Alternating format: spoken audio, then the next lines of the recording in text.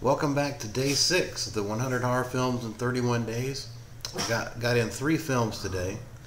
First up is the classic Lucio Fulci's Zombie Flesh Eaters, or Zombie, 1979.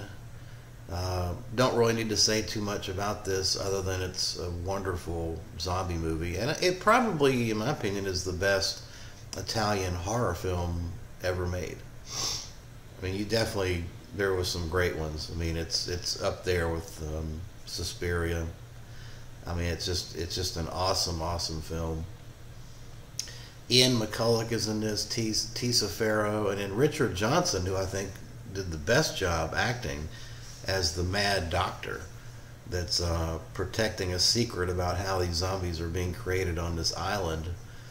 Tisa Farrow and Ian McCulloch, of course, end up going to the island and discovering these zombies. The sequences with the zombies are just stunning. And who can forget, of course, the battle with the shark underwater, with the guy battling the shark underwater. I mean, classic stuff. I mean, this is just such a fun film to watch. This Blu-ray from Blue Underground has got to be the best way to see it now, I would think.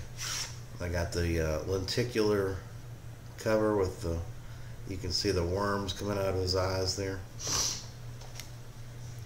This has of course, it has the Blu-ray, DVD, and the soundtrack.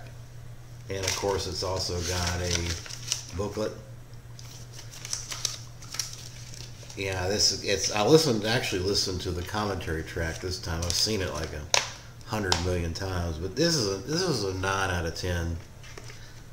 This is a must-own for anybody's collection. And in many respects, I think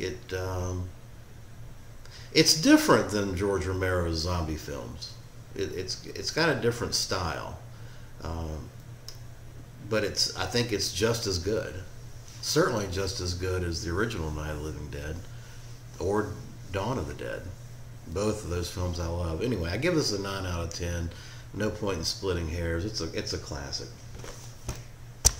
Then we drop down to, I think, my worst watch so far, which, you know, we're not far into this, but The Prey, 1983.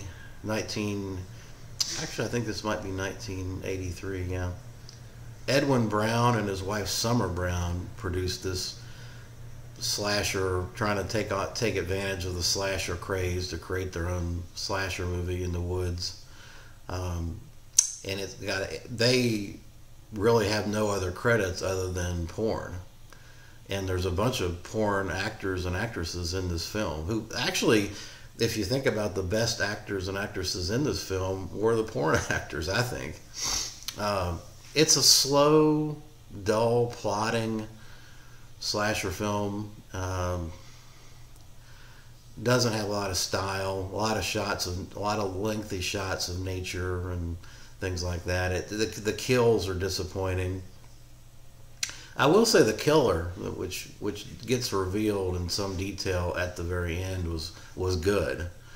I think and the guy that played him was like 7 foot tall. I mean, if they'd have focused a little bit more on that rather than just going with point of view shots of the killer, it might have been better. But the kills were disappointing, and again, there wasn't a lot of meat on the story to fill in the times between the kills. And then the kills, there's no real payoff.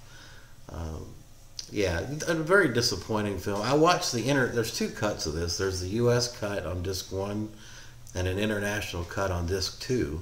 And I watched the international cut. Apparently, the international cut, the producers, for some inexplicable reason, decided to add back, I don't know, 8 to 10 minutes of this gypsy footage. Basically, it's the backstory of why the killer is the killer, you know. But I don't know that it added anything to it. I'll have to watch the U.S. cut to render an opinion on it.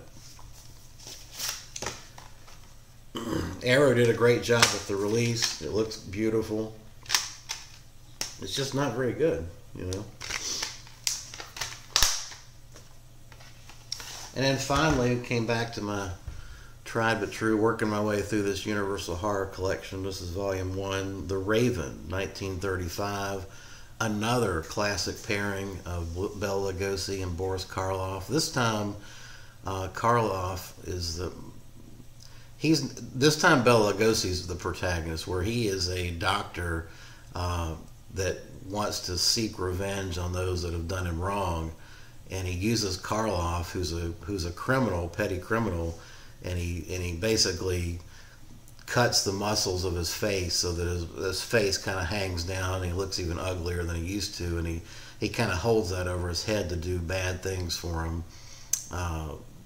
Yeah, it's a great film, and these two are cinema gold when they're together on the screen. I mean, the films are very short; they're about an hour and 5 minutes long, but they're just cinema gold in my opinion. But yeah, that's The Raven, 1935. That's an 8 out of 10 on that one. Okay, that is going to wrap up day 6. If you've seen any of those films or have any thoughts, let me know in the comments below. Thanks.